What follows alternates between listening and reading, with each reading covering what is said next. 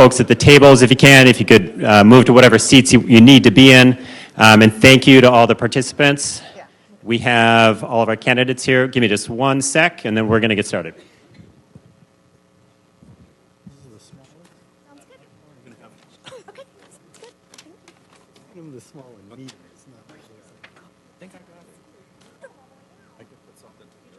All right. Well, thank you, everybody, for being here. And I want to say welcome on behalf of Healthy Climate New Mexico to this non-partisan educational event where we have all of the candidates for New Mexico's, governor and lieutenant governor roles that will be responding to our questions about New Mexico's changing climate and our health.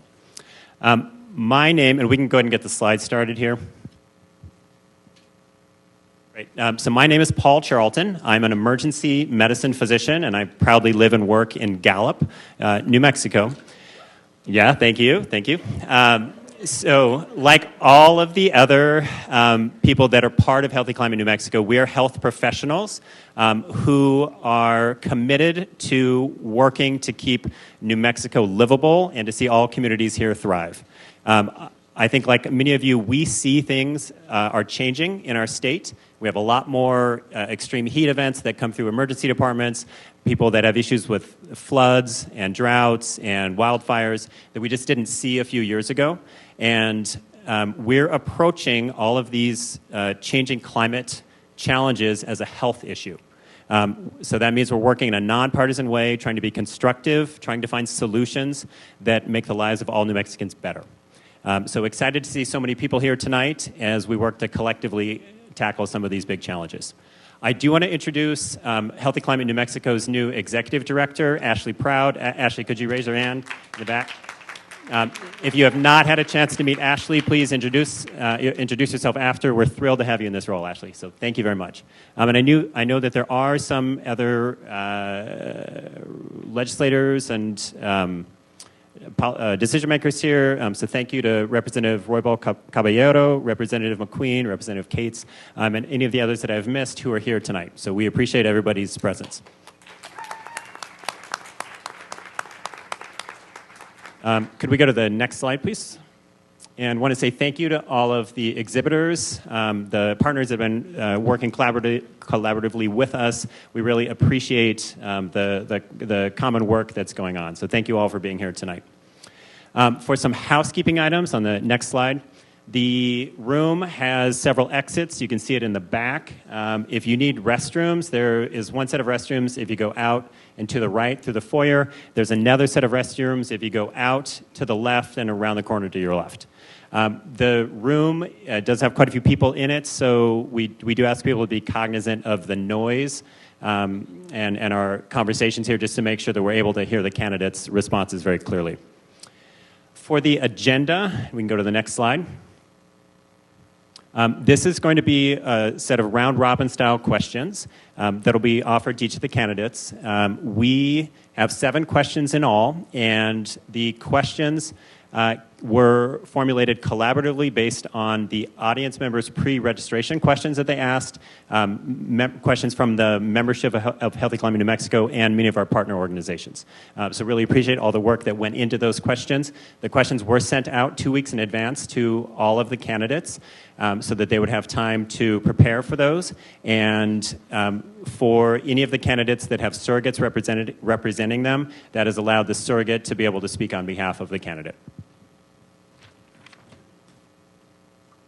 In order to maximize the time for the candidates to answer questions, we're going to skip extensive formal introductions other than the candidate's name and the office that they're running for. The questions are going to be asked by Healthy Climate New Mexico leaders who are physicians and public health specialists that will each be coming up, introducing who they are and then where they're based. Each candidate has a very narrow window of time. So we have 90 seconds for each candidate to respond to each question. I apologize ahead of time. Like, I know how hard that is. And so Noted. Yes, yeah. And so at 90 seconds, you're going to hear a horn that goes off. Thank you. We would ask that people try to go ahead and finish your thought after that horn, and then we'll be able to move on to the next speaker. We're trying to have all of the questions wrapped up by 8 p.m. In order to be efficient tonight and to be respectful of everybody's time, we're not integrating any rebuttals or debates into the actual question responses. And for audience Q&A, that is not built into tonight's session. However, we would encourage folks to be able to mingle afterwards with the candidates and any audience members to be able to continue the conversation. And really do want to say thank you to everybody for being here and for being engaged on the issues.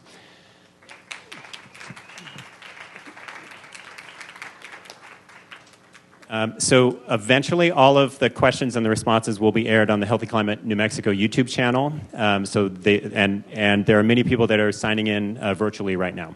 So thanks to those who are joining remotely.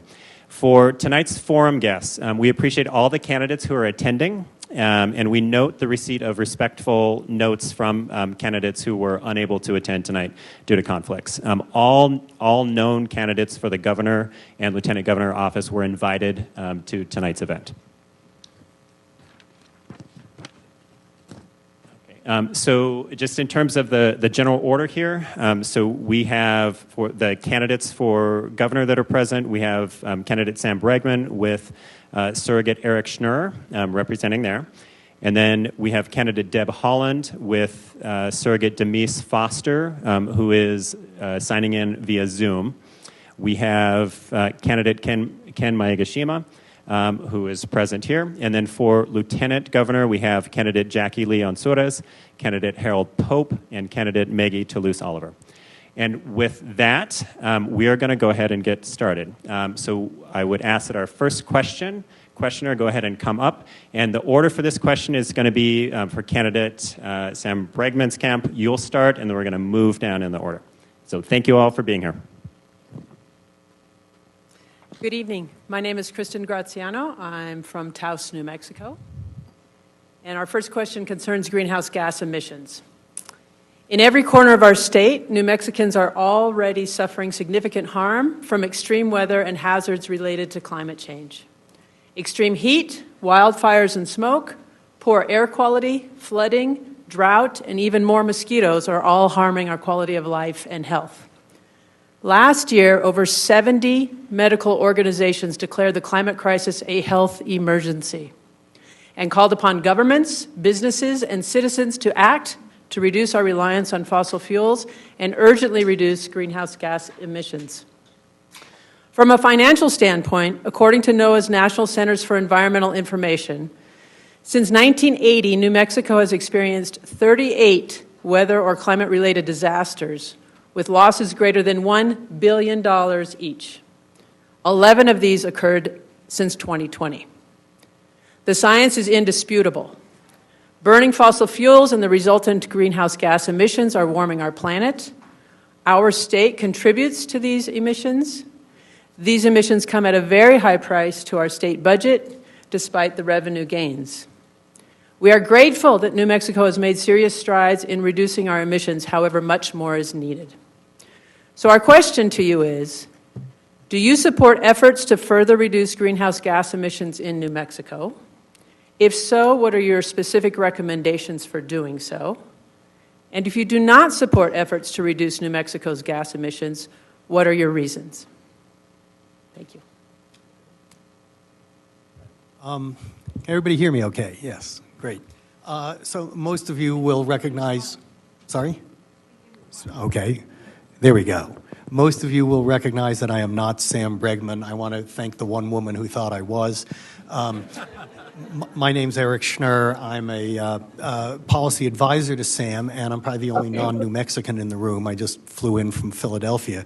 But I grew up in Arizona. I love the Southwest. I love New Mexico, and I've been working here on and off for over 20 years with Bill Richardson, Diane Denish, and Michelle Lujan Grisham, among others, on policy issues. So I can't claim to know the state as well as all of you folks, but I know it a bit. Now, to be mindful of the horn here, I just want to note that none of us are going to get into the depth that I think all of you want to hear, but the Bregman campaign is really serious about policy and issues. We've got an extensive policy platform up online with detailed policy papers on all the issues we're going to be talking about tonight and about a dozen others that you can find at Bregman4NM, it's BREGMAN, FORNM.com. So in the time I've got here, I just want to start off by talking a little bit about oil and gas and where Sam Bregman is on that. Our plan recognizes that New Mexico needs to segue off of oil and gas and become a leader on clean energy, and we believe that New Mexico can become one of the leading states in the country on that. It's not going to happen overnight. So in the interim, we want to address the oil and gas industry in a variety of ways, and I just want to quickly name 4 of the policies we talk about in more depth in the paper. Number 1, let me just consult my notes here a second. So we want to increase regulatory oversight and enforcement on environmental laws, particularly in the extraction field. We want to invest in capping orphan wells. We have a plan to do this, and we will insist that the State Reclamation Fund in law be dedicated to the cleanup of wells. We want to transition the oil and gas industry itself off of its current use of diesel fuel and onto cleaner energy sources in its own operations. And finally, we want to take some of the revenue that the state receives from oil and gas and use that to start the quicker transition from carbon fuels to non-carbon-based fuels.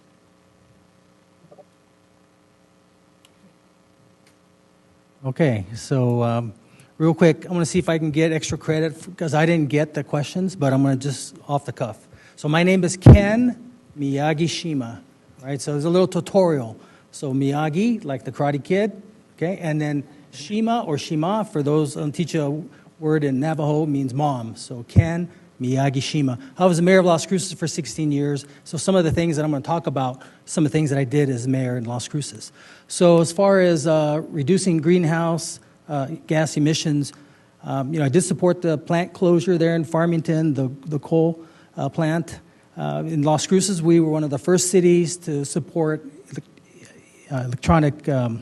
electric vehicles. In fact, our buses now, well, I've been mayor last 16 years, but it's been 2 years since I left. So if you hear me talk about, like I'm currently the mayor, it's kind of a, if I say that.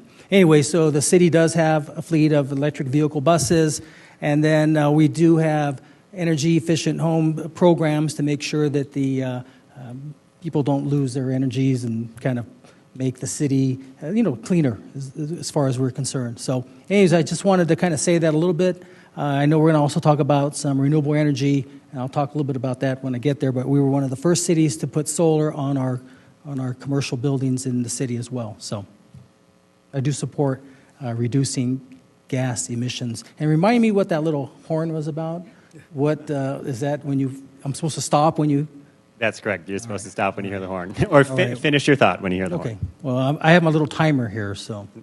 And I was checking my emails. I really didn't get the questions, so I'm sorry if I'm not 100% prepared. Wonderful. Thank you. Go ahead, thank you. Hello, my name is, let's see, is it on? Can you hear me? My name is Jackie Onsudas, and I'm from Carlsbad, New Mexico. I'm an engineer. I'm a mayor pro tem of my community, and I'm happy to be here, and I wish we could do a one-on-one because I'm sure that we could learn more from you than what we're going to tell you tonight. So what I'm here to say is that a majority of the emissions in New Mexico come from the oil and gas industry. They come from power plants and from transportation. And in doing my due diligence, I found that New Mexico has a good plan, the Change Action Plan, where they hope to achieve net zero by 2050. And we're doing a good job. But in doing my due diligence, what I found is that I agree with you. We need to move faster. We need to move faster and take advantage of the money and the momentum that we have in the state of New Mexico. So I went in, and I'm a process engineer. I look at the way we do things. I determine what we could do better, and then I develop plans. That's what I do in my field. And what I concluded was that we need to extend our legislative sessions. We need a longer time so that environmental issues can truly be debated, and that so people can go in there and they can actually look into it and bring people in. And the second thing I looked at was we need to develop term limits. We need to bring in and elect leaders that put our environment first versus political agendas. And the third thing that I found was that I agree with you. I was on an airplane on the way up here, and there's a lot of oil field people, and they said, Jack, you're running for lieutenant governor. We need to double the budget in the environmental management department and double the people in the field. Thank you. Thank you. Senator Pope. Good evening, everyone. I'm State Senator Harold Pope Jr., representing District 23, Northwest Albuquerque, Bernalillo County. I also have the honor of serving on Senate Conservation, so a lot of these issues come through the committee.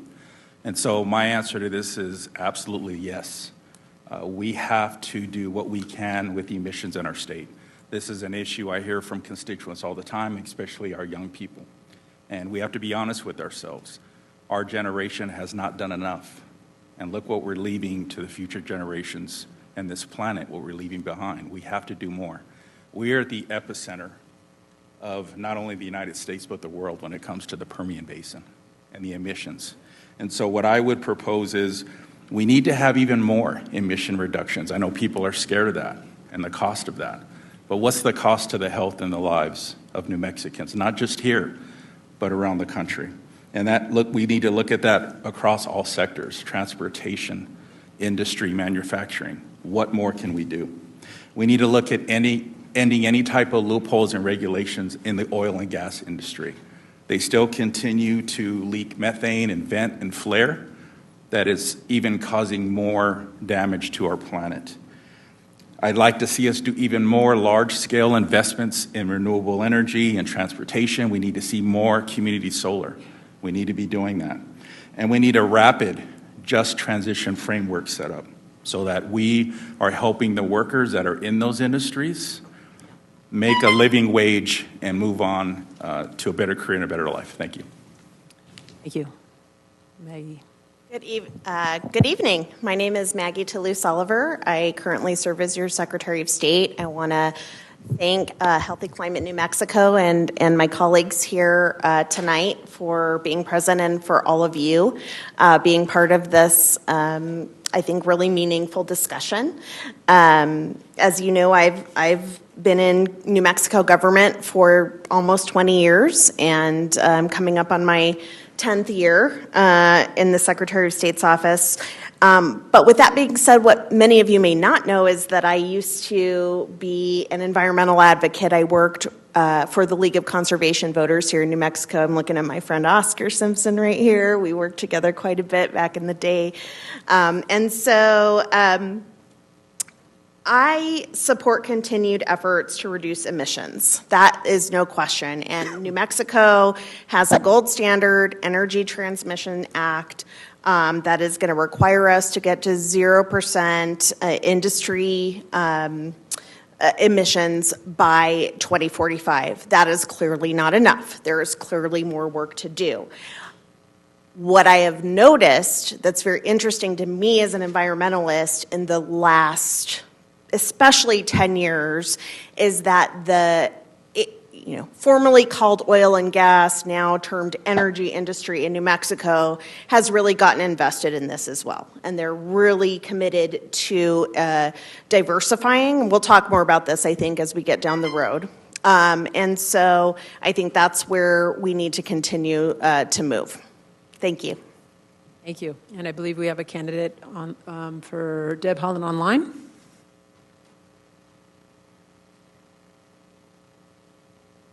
Hi, thank you. Can you hear me? Yes, we can hear you now. Thank you very much. My name is Denise Foster. It's an honor to be here as a surrogate for Deb Haaland.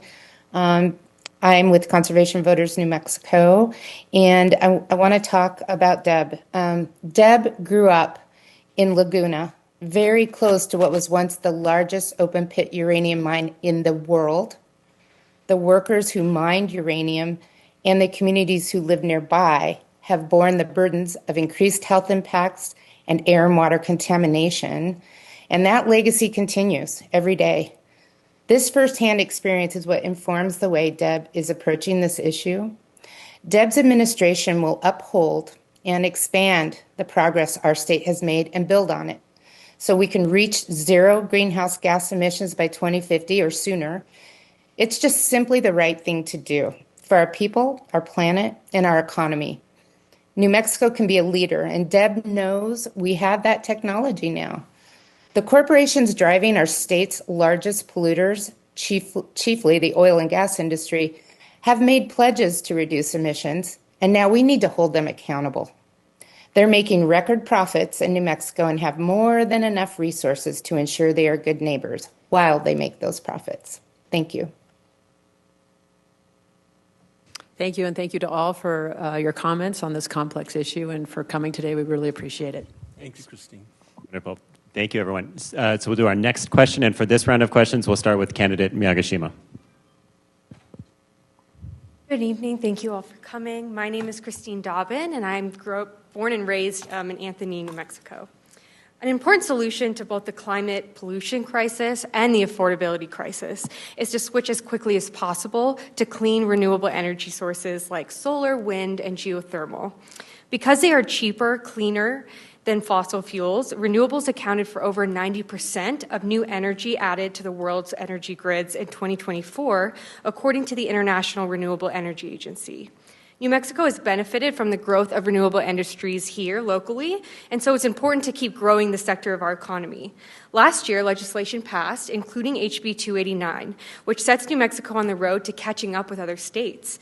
Our geological potential here in New Mexico allows us to become what could allow us to become a leader in geothermal production. Meanwhile, some advocates suggest that the State Investment Council, which manages the investment of over $60 billion in funds, could and should channel more investments toward renewable technologies, especially companies operating in New Mexico. So our question is, do you support accelerating widespread adoption of solar, wind, and geothermal technologies? If so, what are your thoughts about how to do so?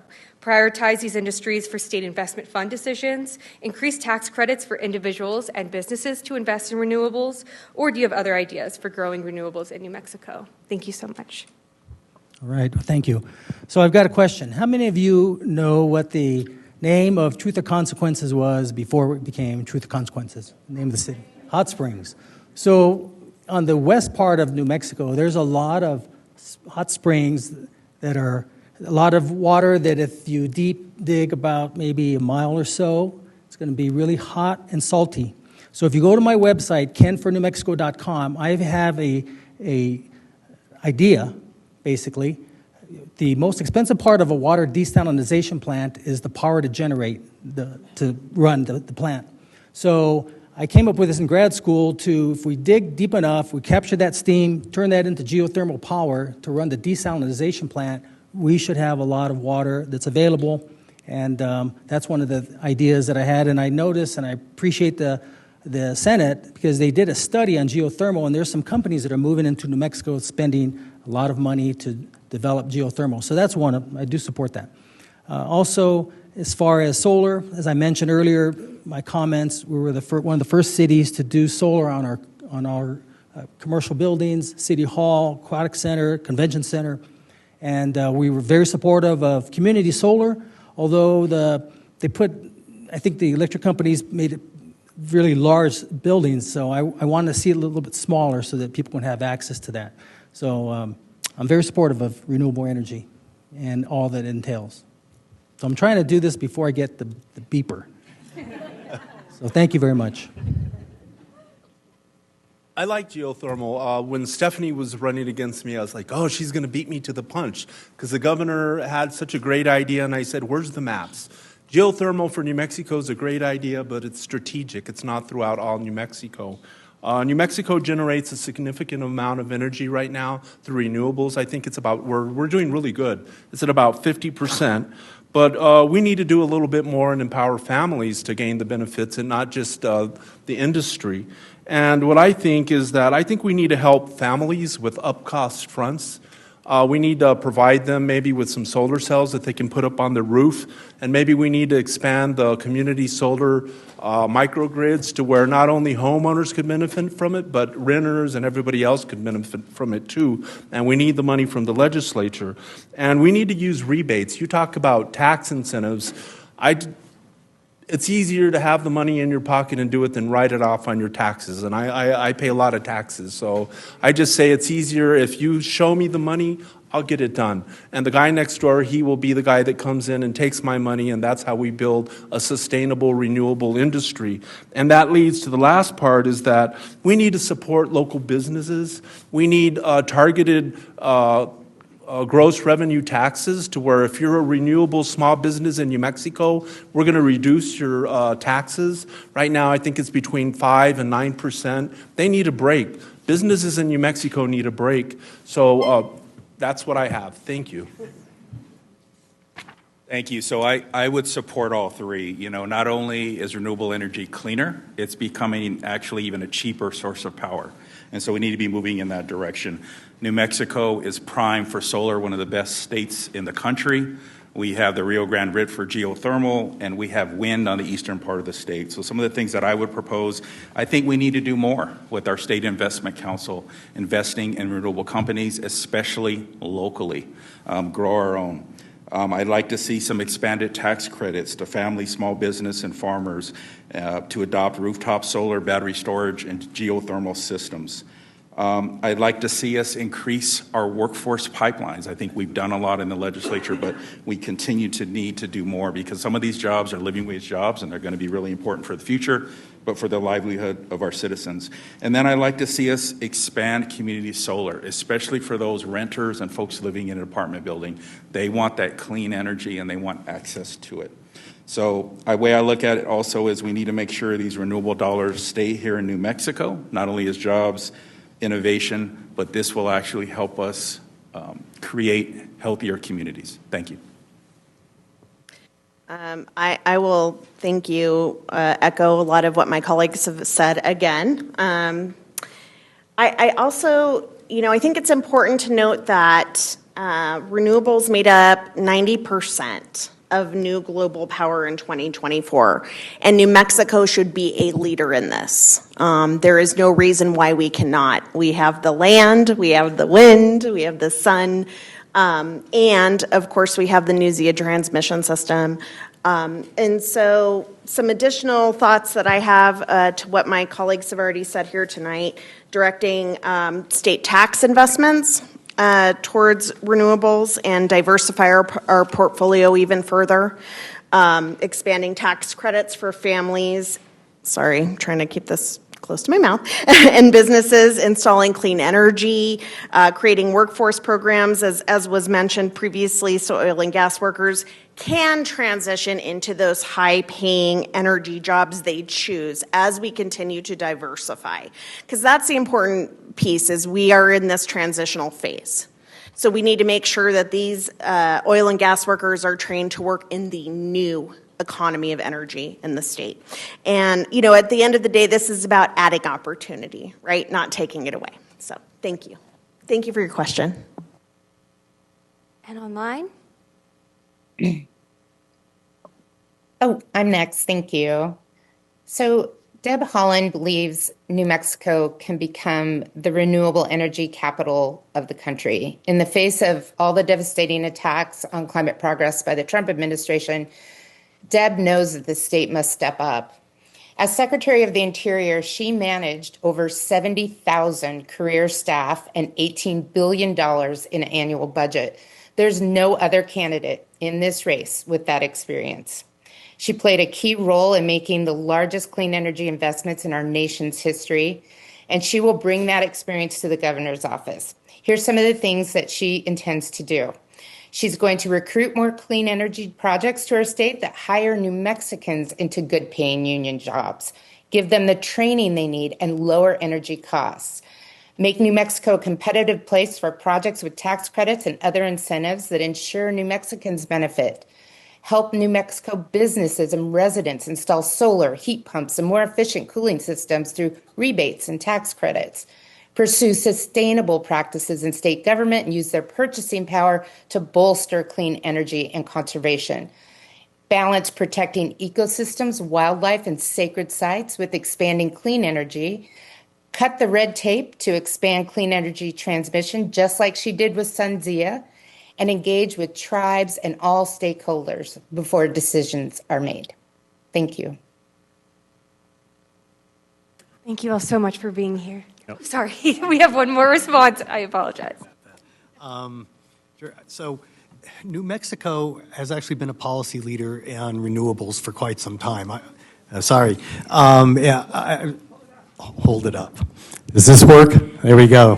I'm going to blow everybody away now. So I was saying New Mexico has actually been a policy leader on this issue for quite some time. I worked with Bill Richardson 20 years ago when it was then some of the first renewable portfolio standards in the country.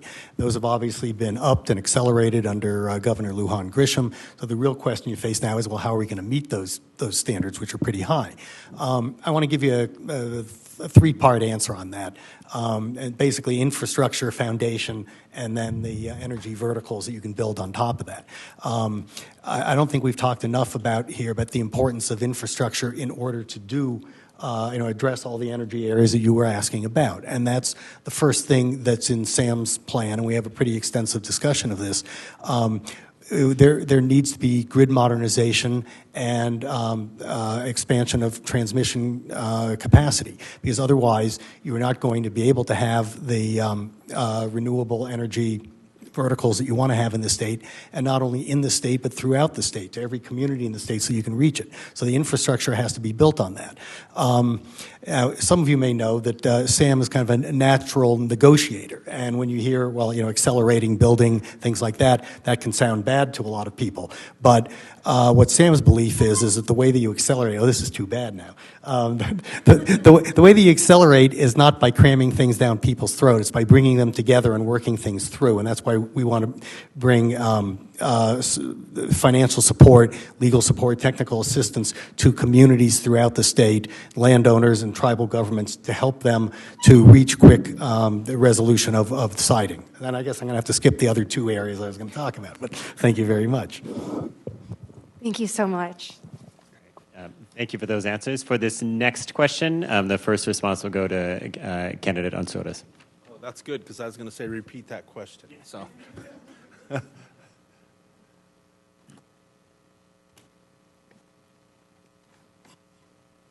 Hello, my name is Stephanie Moraga McKaylee, and I'm from Chimayo. And this question is about understanding the current impacts in New Mexico. Science is under attack, with agencies like the EPA and NOAA forced to remove fact-based data about climate change from their websites. This is happening even though accurate data are needed to develop appropriate policies and programs. And funding is in jeopardy for our state's current center for collecting and analyzing that data, the Environmental Public Health Tracking Program at the New Mexico Department of Health. House Bill 108 in last year's legislative session would have grown a state public health and climate program. So I'm asking, will you encourage and seek funding for state agencies to restore and increase scientific data about our changing weather for better planning and awareness, including the creation of a climate and public health program within the Department of Health to track the health impacts of climate change, evaluate progress associated with interventions, and provide technical assistance for communities seeking support? Yes. And I want to thank Health Action New Mexico, because they actually taught me a little bit more about what the Department of Health does with their climate and with their environmental programs. A lot of the politicians, unless you go out there and you see the actual work that you're doing, I came out of there, I said, come back to my city council meeting. Climate change is already contributing to respiratory issues and disease. I had dengue disease, so to say that mosquitoes, that's not true, it's true. I slept for a week.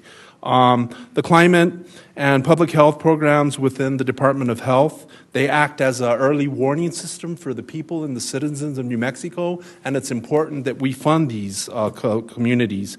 My goal is to increase funding for public health programs and to develop advanced environmental monitoring systems. I'm an electrical engineer. These are the type of systems that I do. I develop data systems where we communicate and convey this type of information. That's important.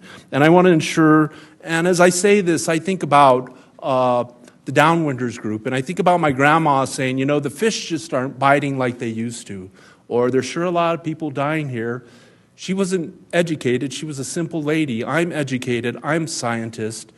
And I want to ensure that the state never says again, we don't know, when residents face environmental explosion, when they say we didn't know. This is what happened when we tested nuclear weapons, and we said it's not an issue. Thank you.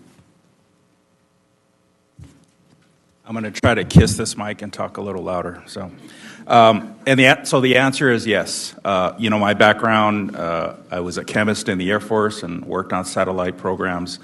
Without the data, how are we even able to really make the right decisions? So we have to have this.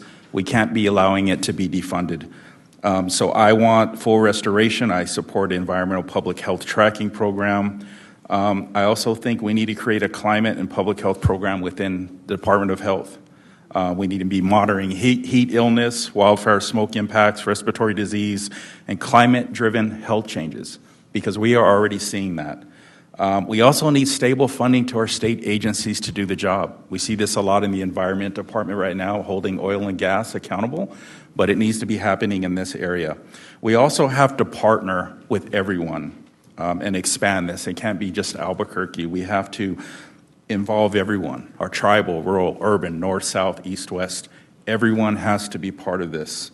Our communities deserve an honest and informed, scientific-based information so that the policymakers can make the right decisions and protect New Mexicans. And that's what I'll do. Thank you.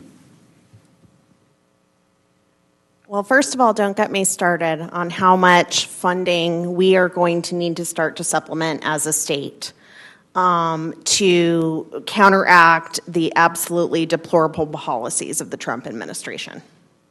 And this is just one more area because we need accurate data and we need accurate science so that we can plan ahead as a state. Whether it be funding the environmental tracking program at DOH, creating climate and public health program to guide communities like Senator Pope mentioned. Better data ultimately means better decisions, and whether that be industry, families, government, et cetera, we need that data. So this is an absolutely critical funding issue for the state of New Mexico. The last thing I will say is, because if I'm reading the room right, I'm the only perimenopausal woman on this panel. I have to go use the ladies' room really quick, but I will be right back. So please don't think I'm being rude.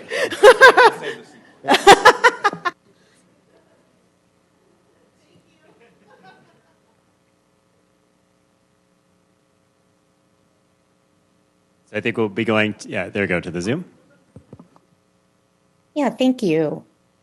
So Deb absolutely believes that science and indigenous knowledge should drive decision-making.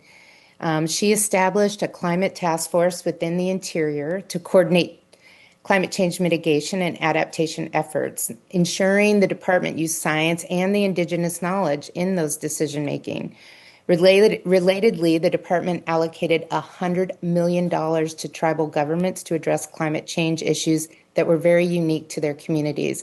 She implemented policies that leveraged the power of nature as an ally against climate change through a restoration and resilience framework. And when she saw the methane cloud in northwest New Mexico and increased rates of asthma, she advocated for the health of those communities. With Deb as our governor, she will make sure that the state approaches our climate response as a public health issue, assesses health impacts and costs to surrounding communities when reviewing projects, restores and increases scientific data in state agency decision-making, updates infrastructure to keep New Mexicans safe using climate models so that our communities are adapting to the new climate reality, and provides technical support for communities that are managing those climate impacts. Thank you. Obviously, today there's a wide-ranging federal assault on all forms of knowledge, information, science, data. I know this is a nonpartisan event, but you want to do something about that, everybody needs to get out and vote next year, and you know who we think you need to vote for. In the meantime, what can states do about this? There's a lot that states can be doing to protect and promote information flows and science and data. We have a full page of single-spaced steps that we plan to take in our plan just on the increased use of science and data on water quality alone. So this is an important part of the Bregman plan and something that we plan to do a lot about in the state government. The question also asked about technical assistance to communities. I mentioned in my last answer about providing technical assistance in the process of expanding transmission. And that's intended specifically for rural communities and indigenous communities around the state. We have a similar approach on virtually every area dealing with energy facilities, siting, on economic development. Our plan involves creating technical assistance and innovation network hubs involving all of the state's colleges, universities, and tribal colleges to assist communities and tribal governments to connect up with the state government, with entrepreneurs, with businesses around the state trying to expand jobs and investment in clean energy. So the Bregman plan in its entirety is very, very focused on technical assistance, financing, investment, and infrastructure for local communities and tribal governments. Okay, so earlier I told you I was mayor for 16 years of Las Cruces. Also was, before that, a city councilor for 6 years, and before that, a county commissioner for 8 years. So in 30 years, I've served with 6 governors and 4 presidential administrations. I have never seen what I've been seeing the last year or so. So this current administration thinks when they remove things, that things are just going to go away. And that's something there that my administration, we're going to make sure that we replicate a lot of the important items that this current administration has taken away. And I do support this funding, this bill that you were talking about. But more importantly, I guess what I'm trying to get at is, the reason why it's so important, obviously, is it allows us to be able to plan ahead, to know exactly how the weather is going to be, whether it's going to help with maybe insurance, different types of flooding, of course, your general health and welfare. So these are very important. So what I'm trying to get at, the bottom line is I'm supportive of this, and you would see my administration make sure that we replicate a lot of these services that you've seen the current administration, the federal government has removed. And I think it's very important, and I appreciate this very great question. So thank you. Wonderful. Thank you very much. So for the next question, we will have candidate Pope. We'll start with you. Melissa.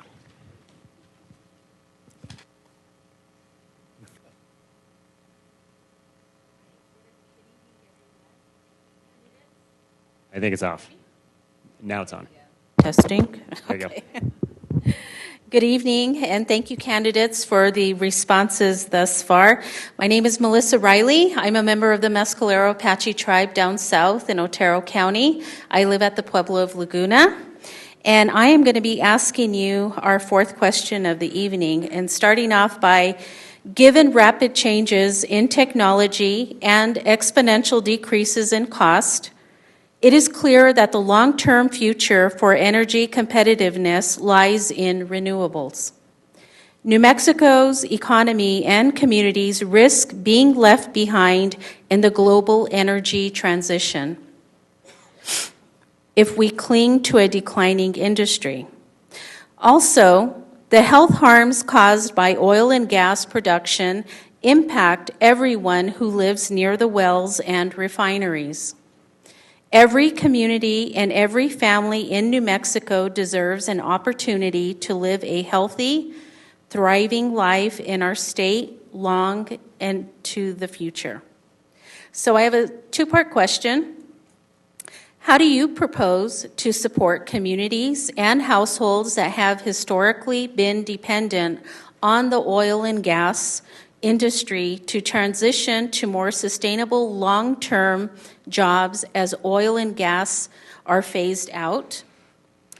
How do you intend to help reduce the ongoing damage to the health of these individuals and communities now and following the closure of wells and refining facilities? To you, Mr. Pope. Thank you. I think this is the story of New Mexico, and it's the problem, right? It's been uranium mining, coal mining, and folks having to make that decision that's going to impact their life later or the environment. And so this isn't an option. We have to look out for our oil and gas workers and folks in those communities. And so we need to really set up a large just transition fund that we're really helping the impacted communities with job training, apprenticeship programs, and economic diversification. Folks can't be left to say, do I choose this job that's going to have a long-term impact on my health, or I'm unemployed and I can't take care of my family. And that's what's been happening for so long. We also have to prioritize renewable energy, again, and what we talked about earlier. At the same time, we have to make sure those jobs are treating their workers right, and that they are not doing some of the bad corporate stuff that we see from oil and gas. We have to actually hold them accountable. We also have to do cleanup and remediation, and so part of the communities can be part of that, not only for jobs, but to clean up the environment to protect their health in the future. We also need to provide more health care. There's going to be long-term health impacts to those workers. There's going to be changes in their DNA with what's happened, and so just like the downwinders in Tularosa, I was in Laguna, with what's happening with the uranium mining there, cancers are happening to future generations, and we need to make sure that those families are taken care of with health care. You know, everyone deserves clean air, safe water, and a dignified job, and we just have to do all we can do in this state to make that happen. Thank you. Thank you for the question. And again, it's so lovely to be on a panel with so many like-minded people. Thank you very much. Really, at the end of the day, you know, as Senator just said, I'll say it a slightly different way. Nobody should have to choose between their job, their ability to support their family, and the environmental health in their community, right? Because if at the end of the day, the work you're doing to make your money, to pay your bills, to even just buy groceries, which apparently President Trump thinks is an old-fashioned word, although we've all been calling them groceries our whole lives, you know, that is somehow, you know, a compromise that needs to be made. That is not okay. And so, you know, I will reiterate, in general, we need to become more diverse economically in this state. Right now, we are very dependent on oil and gas in specific. We need our energy companies to continue to become more diverse in terms of wind and solar, to create energy not just for this state, but to transmit out of this state in order to make revenues. And we need to provide for programs that allow individuals that are currently working in the oil and gas specific area of industry to transition to these jobs that are more wind and solar and renewables focused. And so that's it. Perfect timing. All right, to our online. Thank you. So this is where Deb shines. Deb is a national leader in addressing orphan wells. No one comes close to what Deb has done around orphan wells. In 2023, she established the Orphan Wells Program in the Department of Interior and coordinated federal efforts to plug orphan oil and gas wells, working alongside state and tribal governments. Additionally, Deb oversaw the allocation of $775 million for 21 states for orphan well cleanup projects and helped workers in those industries transition to good-paying jobs. She'll continue those efforts as governor. She'll work with unions and clean energy industries to prioritize training displaced workers so they do find those good-paying jobs and continue supporting their families. Deb has a real proactive approach to climate policy, and it centers communities most affected. As a member of Congress, she was a staunch voice for the Radiation Exposure and Compensation Act and moved as secretary to ensure it remained on the president's priority list and prioritized the Tularosa community this year on the anniversary of the Trinity test to celebrate the passage of RECA.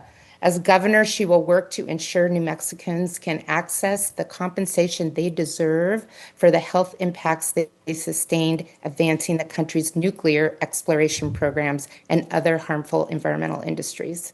Thank you. All right, four things. Let's start with capping and cleaning up orphan wells. We salute, obviously, the work that Secretary Holland did at the federal level. State government needs to join in this, too. And SAM has a plan to fund, through the state government, additional cleanup and capping, and where possible, conversion into other uses, such as carbon capture. Obviously, this doesn't just help the environment. This provides jobs for workers with the particular skills who are losing these jobs in the oil fields.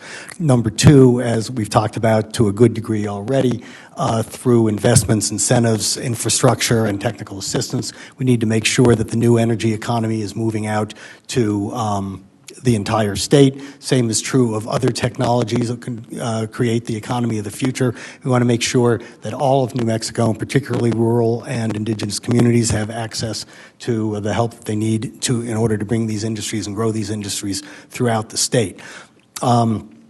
Third element of this is the focus on manufacturing. Energy isn't just about production and distribution. We need to manufacture the components that are used in all of these technologies and other advanced technologies, and that should be done here in New Mexico.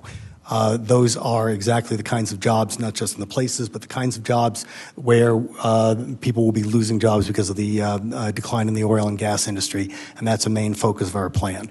And the fourth and final thing is we want to keep the benefits of this and the economic growth within New Mexico with incentives for local investment, job training, so that New Mexicans are the ones who are getting the jobs and taking advantages of the new economy and the growth in clean energy. So thank you. Okay, so the question was, how are we going to kind of diversify New Mexico? So years ago, I was fortunate to attend the actual signing with President Obama on the Organ Mountain National Desert Peaks National Monument. And we have seen studies where it's bringing in millions of dollars to the state. And so one of the things that New Mexico is really fortunate to have are two very historic parts. One is the Camino Real Trail, and the other is the Route 66. And so one of the things that if we really focus on a lot more tourism regarding these two items and really bring it to the point where it becomes really a destination, people from all over the United States and possibly even the world will come here to visit, to be able to spend time on those two historic trails to kind of help bring in the different revenues. I'm telling you, millions come in just from the Organ Mountain Desert Peaks, which is incredible, to the point where New Mexico is now having a special department just to deal with recreation. So I think that's really important. The second thing is this, regarding how we're going to take care of those who get ill. You know, if you're going to do business in New Mexico, if you're going to do drilling, oil exploration, I've read studies where New Mexico's laxed on enforcement of requiring bonds and insurance for these companies. They do their extraction and they just leave. Well, not under my administration. We're going to make sure you want to do business, you're going to have to either put up millions of dollar bonds or insurance, listing the state of New Mexico as additional insured so that we can help take care of those who get hurt. Oh, you got me. I wanted to finish before. But I have here 1 minute and 38 seconds. That's why I have my timer. Thank you.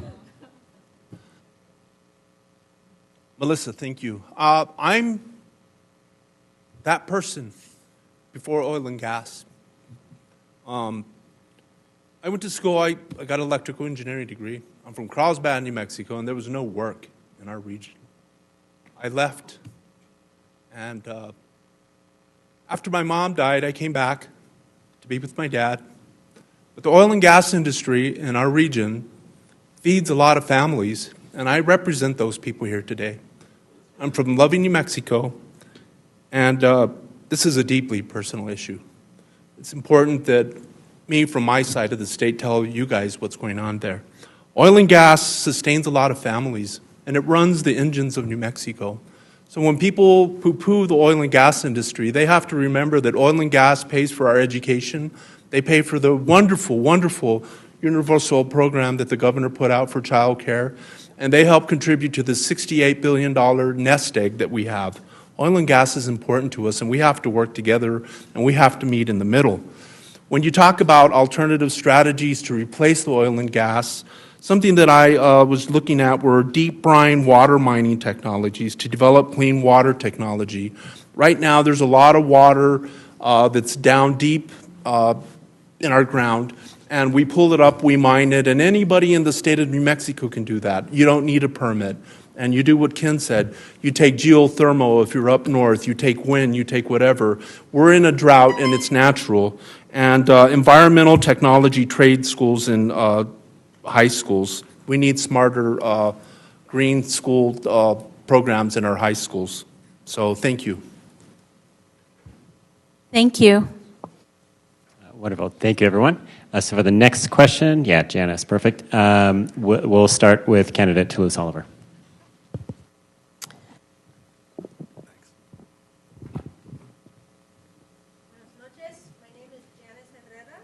I think it's off. Looks good. Testing. Okay. Buenas noches. My name is Janice Herrera. I'm a multi-generational New Mexican with 5 generations of my family here in Albuquerque right now. And I work in public health. So my question for you is about our New Mexican families and their health. New Mexicans value safety and good health for our families, of course. We want opportunity and a promising future for our children and grandchildren. However, the health impacts of climate change threaten these core desires, leaving many to wonder what kind of world we are leaving for the future. Already we're seeing our health made worse. We can measure increases in asthma, Lyme disease, mental health issues, poison ivy, more mosquitoes, allergies, not to mention the threats that our families face from high heat, drought, wildfires, wildfire smoke, and other natural disasters. Young people are becoming increasingly despondent about our future as our climate changes, and they are hoping for more action from current leaders. So our question is, what actions or policies do you recommend to prove to parents and families that you are doing everything in your power to halt the negative effects of climate change and specifically protect our health? Buenas noches, Janice, y gracias por la pregunta. I want to mention, actually, I was looking for an opportunity to mention to our doctor from Gallup here, my dad was a doctor in the Indian Health Service. That's what brought him out to New Mexico, how I ended up being a New Mexican. And so not only did he have a degree, an MD, and was a psychiatrist, but he had a public health degree. So I was very much raised in the tradition of public health.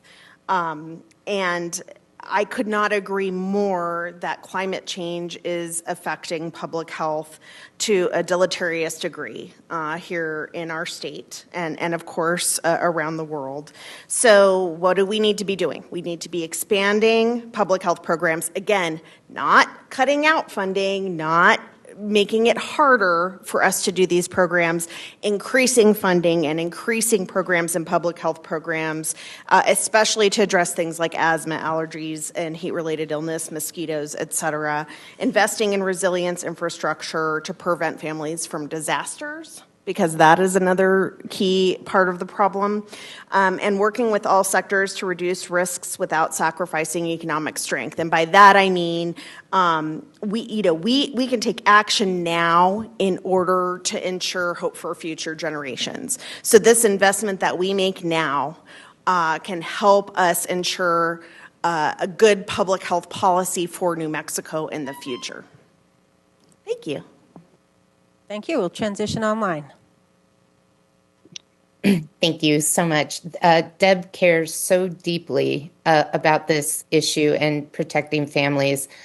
And she believes that the state's climate strategy should embrace clean energy, protect our natural landscapes, and adapt the infrastructure we need to sustain this new climate reality that we're in, while also holding polluters accountable.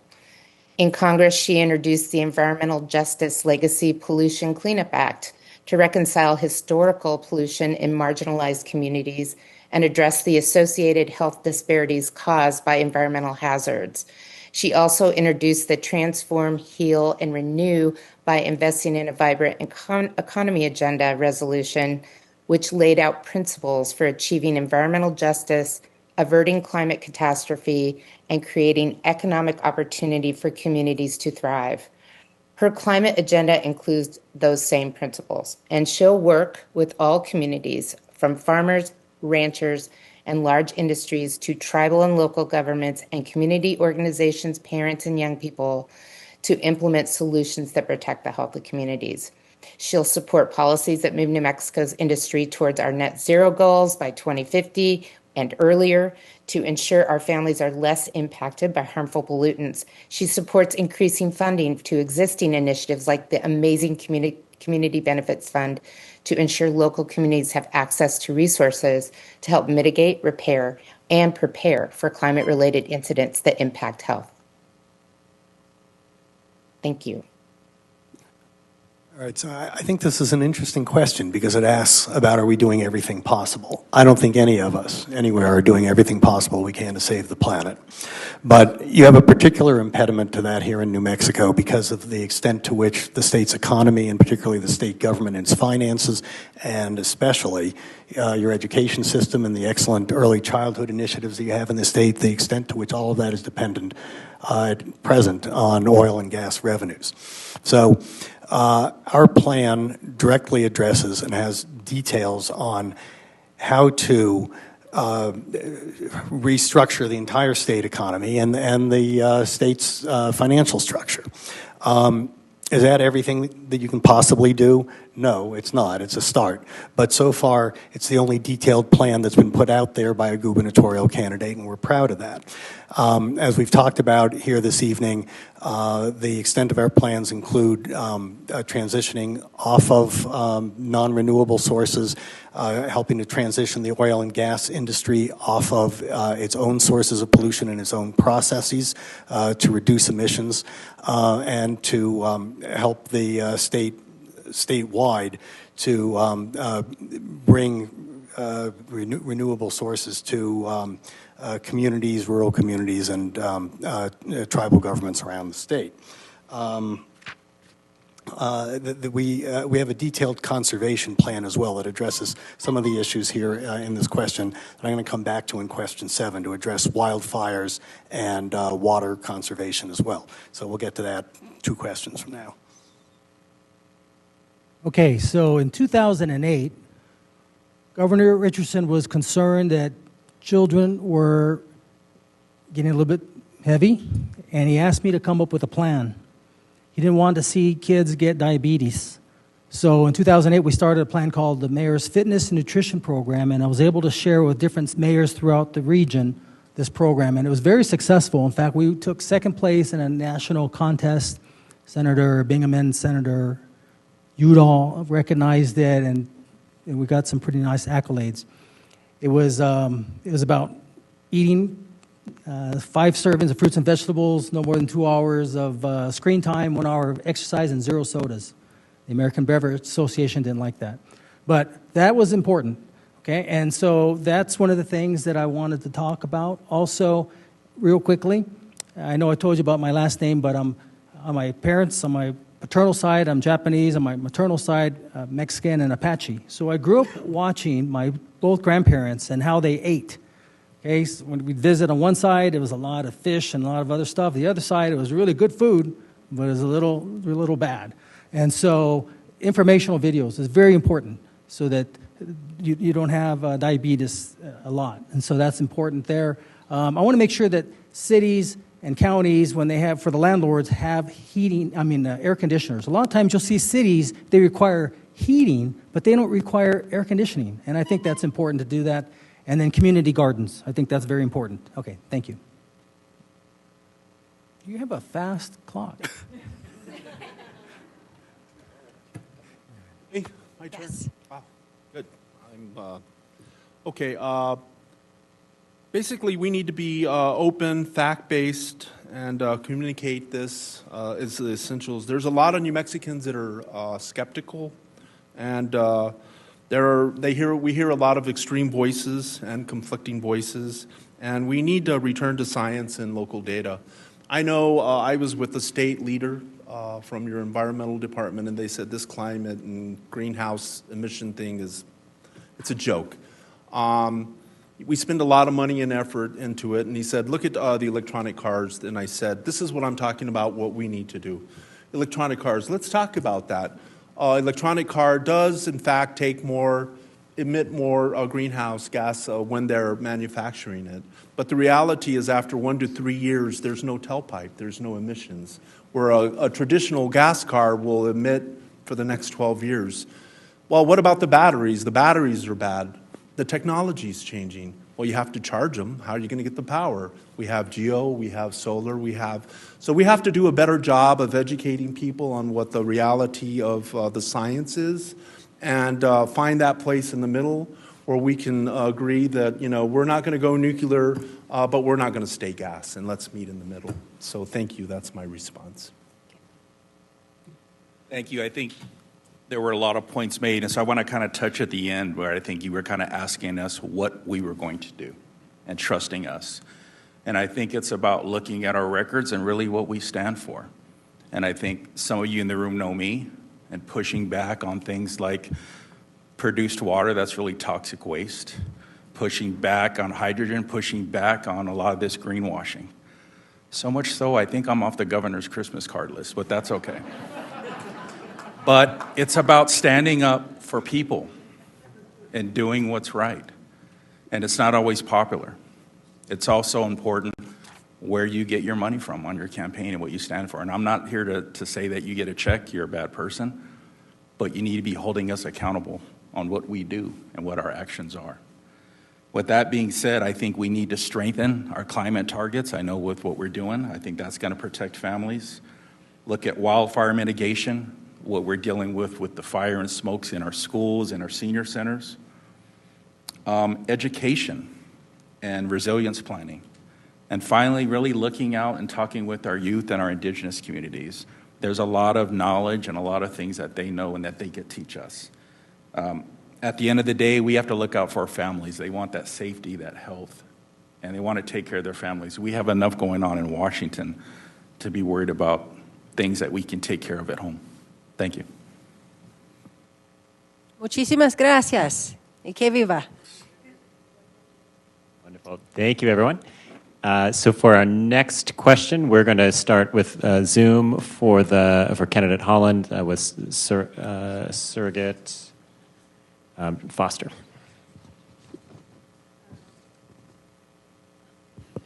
Umbiagandi, with your respect, my name.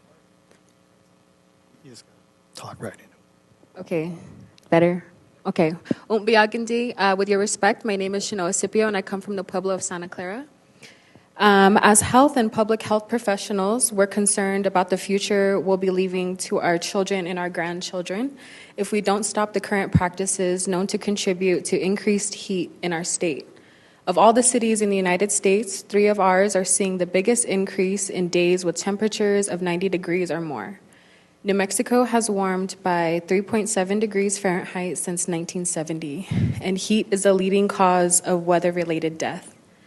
Heat also hurts agriculture and worker productivity in every industry.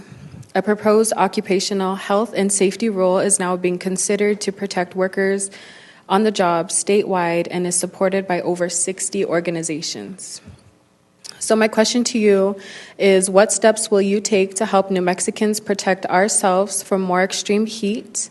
Will you support stronger state-level worker protections against extreme heat exposure, including requirements for shade, rest, and water?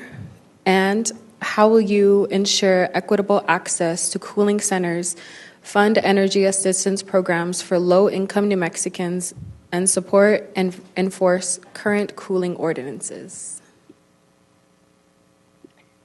Thanks. So this is also a place where Deb has been a national leader in caring about extreme heat and having a plan for extreme heat. When she was Secretary of the Interior, she actually contributed to the administration's extreme heat plan that put policies in place that protected workers who did most of their work outside, provided rebates on cooling units and heat pumps for families dealing with extreme weather, increased shade in tree-deprived communities, and provided infrastructure funding to adapt housing for higher temperatures. She will continue that work as our next governor.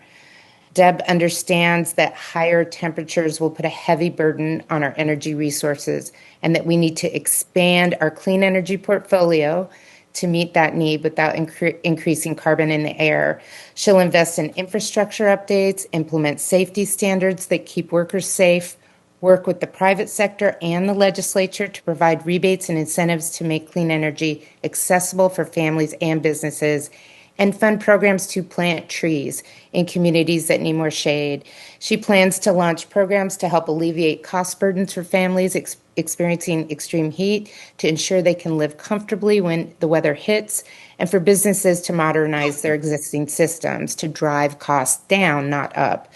Deb also knows that nature is our best ally in addressing climate change, and she'll work to ensure nature-based solutions are integrated into how New Mexico addresses climate change and the extreme heat that comes with it. Thank you.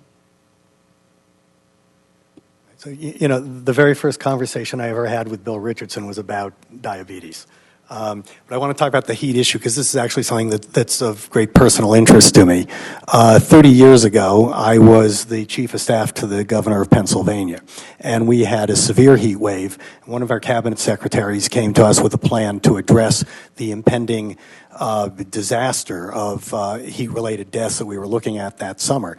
The governor and I jumped on that, worked with this cabinet secretary, Linda Rhodes, and with the city administration in Philadelphia, and put together and implemented what is now seen as the national model for heat death prevention and has been adopted and replicated in cities and states across this country. It was such a great plan that I later married Linda Rhodes.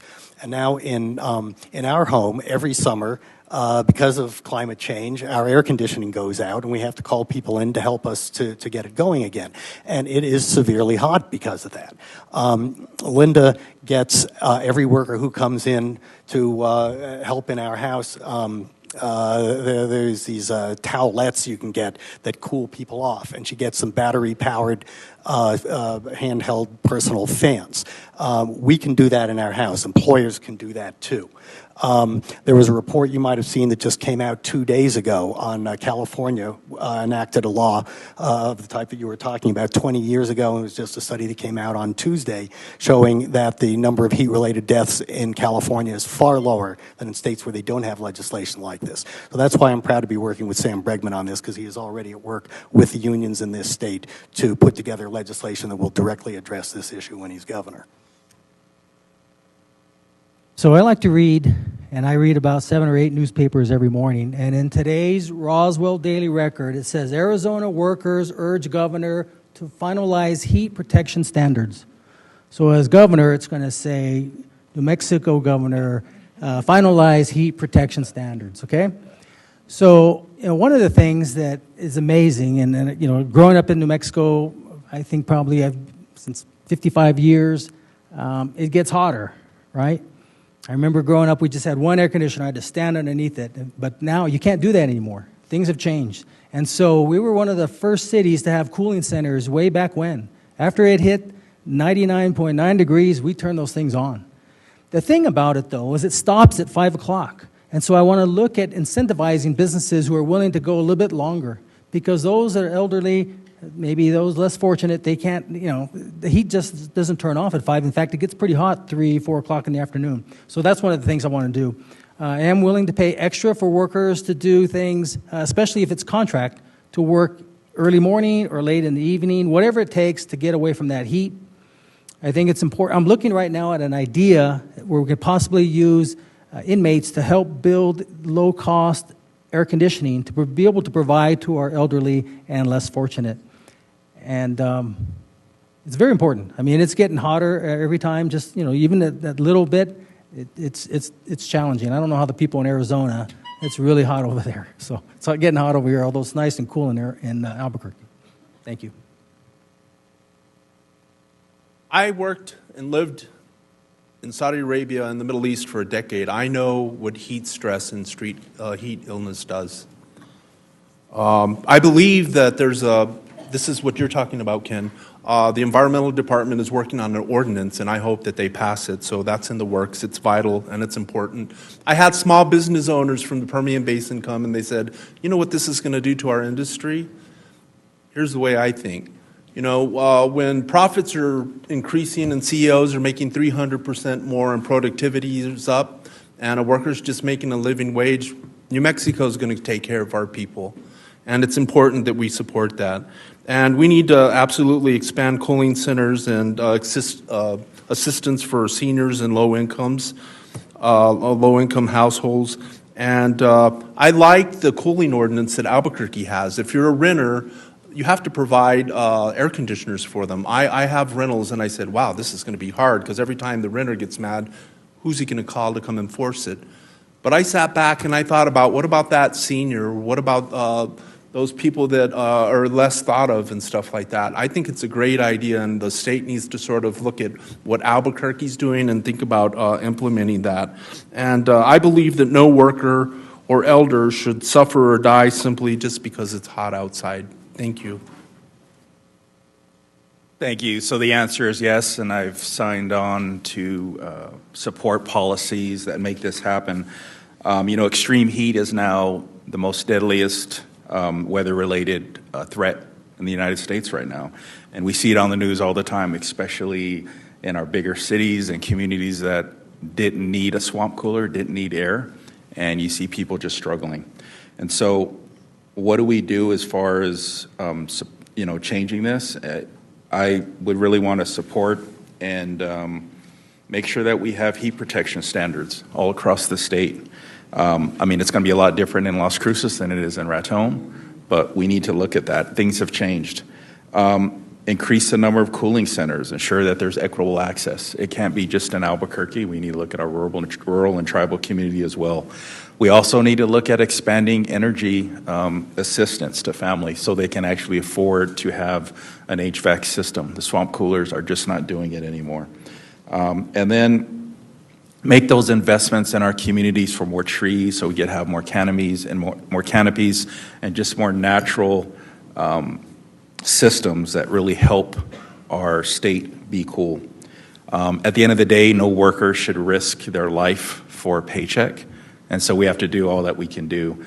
And I spent a year in Saudi Arabia and Riyadh, and 1:15 was a cool day, 1:30 on a hot day, so I know all about it. Folks stayed in their car or stayed inside. You were not outside working. Thank you. Well, once again, great minds think alike. I grew up in Albuquerque, and we would have a 100-degree day a year, when I was growing up, and now how many do we have, right? It's just, unfortunately, the reality of where we are. And so I support all the things that everybody's talked about. We need shade, rest water for workers, especially those out in our rural communities that are out in the sun all day long. They need that. We need to, as the mayor mentioned and as Senator mentioned, ensure that we have full funding for cooling centers. We need to expand tree canopy expansion, of course, has already been mentioned by a bunch of folks. And the goal is to protect health and productivity that benefits workers and businesses alike and everyday people, right? And there's a way to do this. We always hear that term public-private partnership.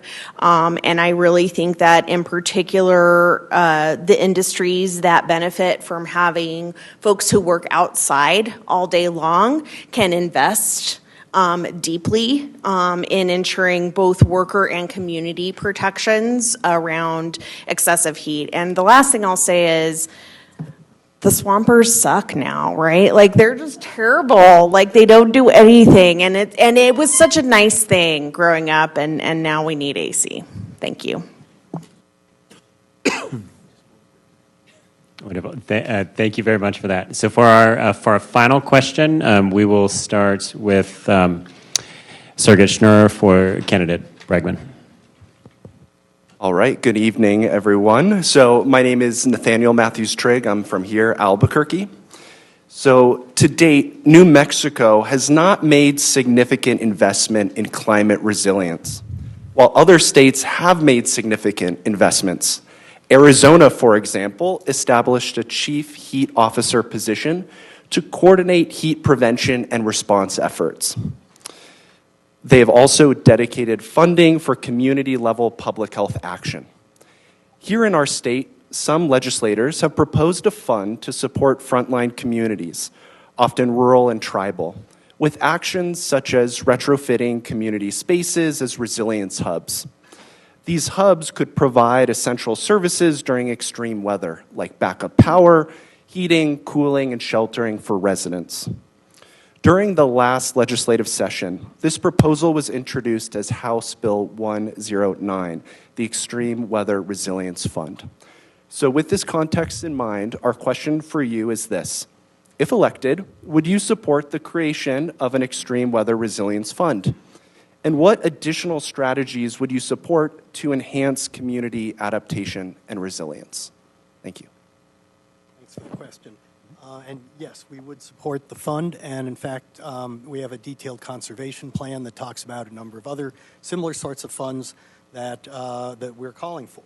And let's try to keep within the 90 seconds for once. I'm just going to go really quickly through a couple of the funding ideas we've had in this area and that we're supporting. Fire and Flood Trust Fund, money for volunteer fire departments and statewide alert system to respond to fires quicker, which the state does not have right now.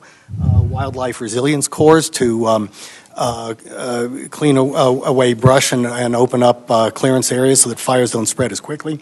Climate smart infrastructure investment. As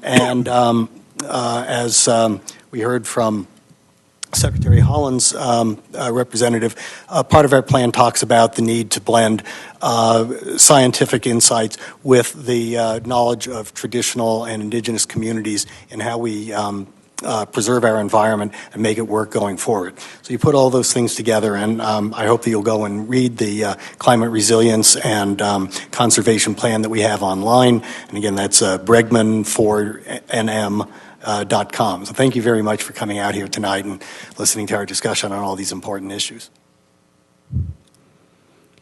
Okay, yes, I would support the bill for Extreme Weather Resistance Fund, and I can probably assure you that insurance companies would love to help contribute that, because that would actually help them with their planning, their long-term planning as well. So that would help a little bit as far as that. So I have to share with you, my wife Rosie and I, we travel a lot. We've spent a lot of time in San Juan County, McKinley County. We've visited a lot of different reservations. And I have to tell you, I'm a little bit appalled by lack of infrastructure. And I don't know where our federal partners have been all these years, but it's important that they have good running water, sewer systems, good health care. You know, we're talking about the future. You can't have a great future if you don't have these basic items here. And so that's important. If we're going to have cooling stations, you need water to make sure those air conditioners are cool. And so one of the things that I would have my first year as governor is I would call it the year of the infrastructure. You know, I know there's a lot of great projects out there, but you know what? We have to take care of our communities throughout New Mexico, and that starts with infrastructure. You know, some of these other projects are great, but 1 year we're going to spend all that money on infrastructure, and that includes running water, good sewer systems, and everything that goes with that. So thank you. And thank you very much for coming out. I enjoyed meeting some of you here, and if you want to stick around, I can share with you some other items. Thanks. I was a volunteer fireman at the age of 17 in rural New Mexico, back in the day when we were all New Mexicans. Now, you know, we're split, but anyway.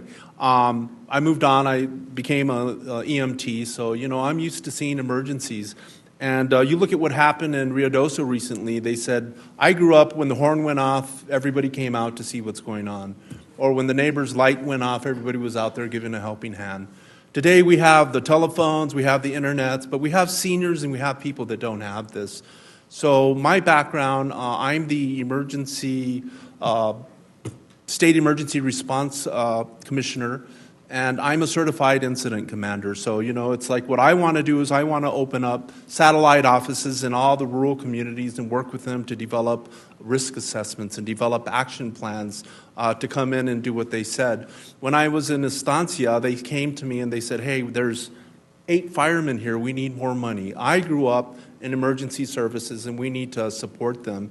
And what I would do is I would open up satellite offices, and especially in the rural communities, because Santa Fe has a lot of good plans and a lot of ideas. I'm Mayor Pro Tem of a small village, and let me tell you, we're not in our office all day. We don't have computers. We don't know everything else that everybody knows. So the opportunities and everything else, I would open up satellite offices, and I would support our emergency management organizations. Thank you.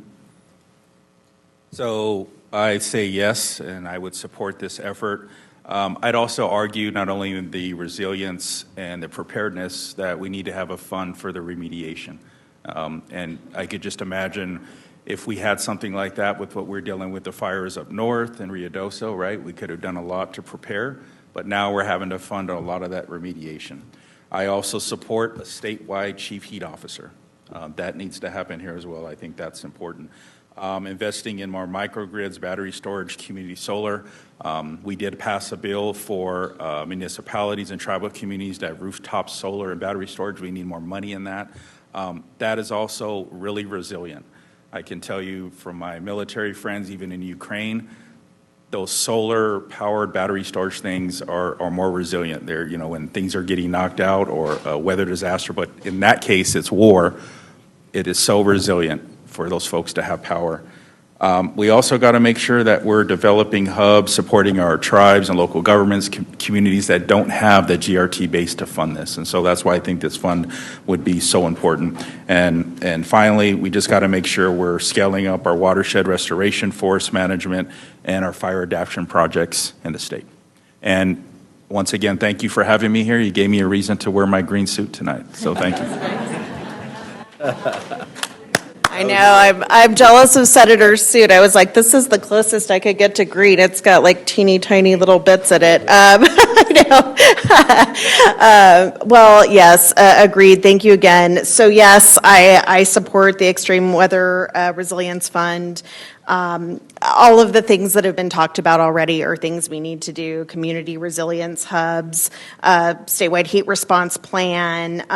You know, I think and one thing that I think is really important is, you know, often these policies get developed without going into the local communities, you know, like where you came from, Jackie, you know, like where Mayor Ken comes from. And so ensuring that we are working with those communities and dealing with their specific issues, I think is really important. Partnerships, of course, with tribal and rural communities.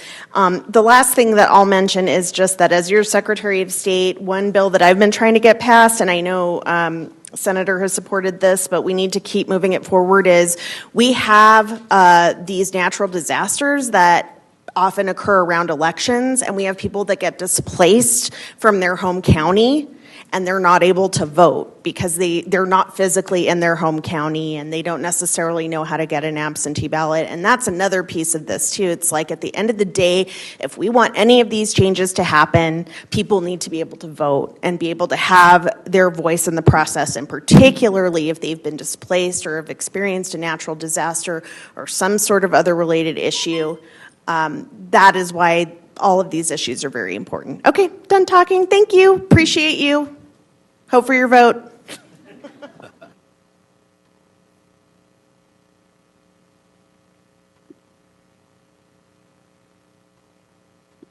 Your turn, Denise. I think we're ready. Thank you. I can't see any of you very well, so I have to jump in when you tell me. Thank you so much, Secretary Toulouse-Oliver, for bringing up going into communities who have been affected by these terrible, terrible emergencies. Deb, after the Hermit's Peak Calf Canyon fire, Deb went into the burn scar where she sat with families who had lost their homes. And she met with these communities whose water, they can no longer drink their water because of the ash during heavy rains. And she knows that FEMA has not held up its responsibility to manage these problems. She's going to be ready to fund solutions for New Mexico's suffering because of these extreme events, and she'll work with the legislature, the State Investment Council, and the Department of Finance Administration to create a fund to ease those burdens. She's going to implement the Inflation Reduction Act, which made historic investments in climate resilience to make smart investments for communities to adapt. And she'll make sure we use climate models to update infrastructure and provide technical support. She knows that our communities can't wait. We need stronger resiliency practices. She knows we have to be bold, decisive, and strategic to ensure New Mexico can weather the next generation of climate risks. She is supportive of policies to enhance this resilience and adaptation, understanding that every community is going to have its very unique needs. And I'm just going to say again what an honor it's been here to represent the answers from Deb Haaland. When she told me she was running for office, she said, "This is not about me. This is about New Mexico." Thank you.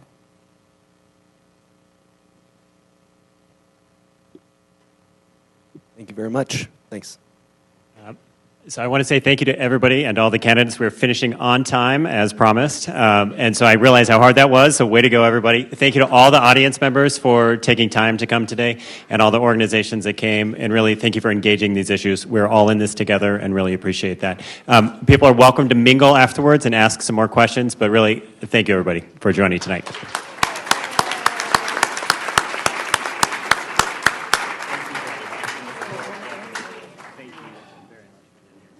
you. Yes, you can.